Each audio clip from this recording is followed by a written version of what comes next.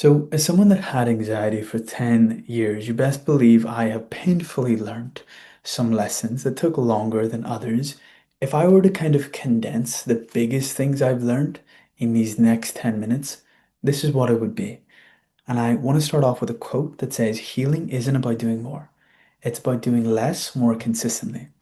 And that might sound strange because you think when you're first having anxiety or any sort of physical symptom, I got to do every technique that everyone talks about. I got to do therapy, CBT, medication, all of these habits. But that's not actually what you want to do. And I'll explain why later on. Here's what we're going to talk about, right? Got a good few topics to cover, so I'll run through them. One, consistency is king. Two, it takes longer than you think. Three, sorry, two is expect ups and downs. Three is it takes longer than you think. Four, feel, don't fix, my favorite part.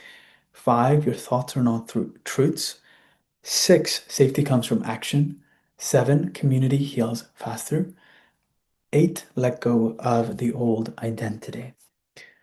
So one, consistency is king. I know I've said this before, and I will die until I say this, which is that your small steps and the action you take today matters way more than intensity. Because intensity looks like this, and then one like spurt, and then you're back to your baseline. But consistency looks like this, where you go up gradually, which is what you want. So, for example, do one meditation daily instead of trying to do a bunch of 10 new techniques and never being consistent at it. Because think about it, right? If you're trying to learn an instrument, you're not really going to be able to learn guitar, piano, the trumpet, the saxophone, the violin by spending a little bit of time on all of them. You're not really going to get good at any of them. But if you just picked one instrument and tried to learn that consistently, you'd probably play a song instead of sounding like a cat screeching, right? I'm kidding. I'm sure you'd sound better. When I first started to learn guitar, I sucked. So believe me, if I had like tried to do other things instead of being consistent, would never have worked. So really simple, and this is why in everyone's recovery plan, I picked the two things that are going to get the most bang for our buck. So consistency is king. Remind yourself that. Like one of the most biggest hacks you can have in life is do stick with the plan and fuck your mood, right? Like no matter how you feel, no matter how many symptoms are that day, stick with this one or two behaviors that you've committed to. Two, expect ups and downs. Healing isn't linear, right? And I'm sure you guys have discovered this, but even when you're feeling good, you can have a down week, literally the next day or the next week. It's not linear. Both the calm and chaos are both progress, right? So just because you have a rough week, just because your symptoms are a little higher today, just because you went back to some sort of safety behavior, or you said no to a social plan, or you had a more intense physical symptoms, that does not mean you're going backwards. That is part of the process. Just the same way, if I wanted to drive somewhere, it's very rarely like a straight line, unless it's the highway or the motorway. Usually there's lefts and twists and turns and roundabouts and speed bumps. It's part of the journey. So when it's hard, it's just an opportunity for your body to learn safety. Your body needs to learn safety through repetitive experiences when it's hard. Like if you have a physical symptom that only shows up at night, you're not going to be able to teach your body that you're safe in the morning. You have to wait till night when the physical symptom shows up and then respond to safety. Respond safely. Three, it's going to take longer than you think. And I know no one wants to hear this, right? But you can't rush safety. You can't rush healing. When you try to rush, that is what takes it longer. For example, if you're planting a seed, you can't pull the plant out to make it grow faster. No, you gotta give it the time, give it the sunlight, give it the nutrients, and wait.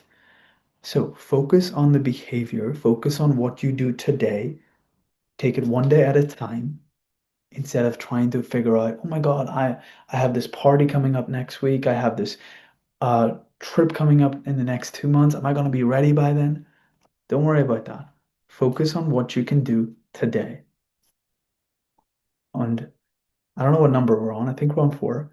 But feel, don't fix. This is my favorite thing in this entire In this entire talk, this is going to be my biggest point.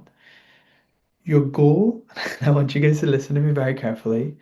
Your goal is not to fix anxiety, to fix the sensation, to fix your life problem. Well, it might be to fix the life problem, but in terms of anxiety, you want to feel, not fix. So instead of trying to say, how can I stop this? Ask yourself, can I stay? When you want to run, when you want to put on loud music, you want to go call someone, can I stay? Maybe even doing the rain technique when a symptom does arise. So feel, don't fix. Feel, don't fix. Now, I know you guys are learning this in meditation, but your thoughts are not truths. And this is something I wish someone had told me sooner, but your thoughts are stories, not facts. Think of thoughts like an opinion, yeah? Like I bet you've met people that love olives, and I bet you've met people that hate olives, and I bet you've met people that don't mind them. That doesn't mean olives are good or bad, it just means people have different opinions. So your thoughts are kind of the same. It's an opinion about something, not a fact. A fact would be this is an olive. Not that it's good, not that it's bad, that it's an olive. So, like clouds, watch them pass without reacting. Just label the anxious thoughts as like, oh, like thinking, stories, stories. It's just the way reality is showing up for you right now. Cool. I love how my mic isn't plugged in, so apologies. There we go.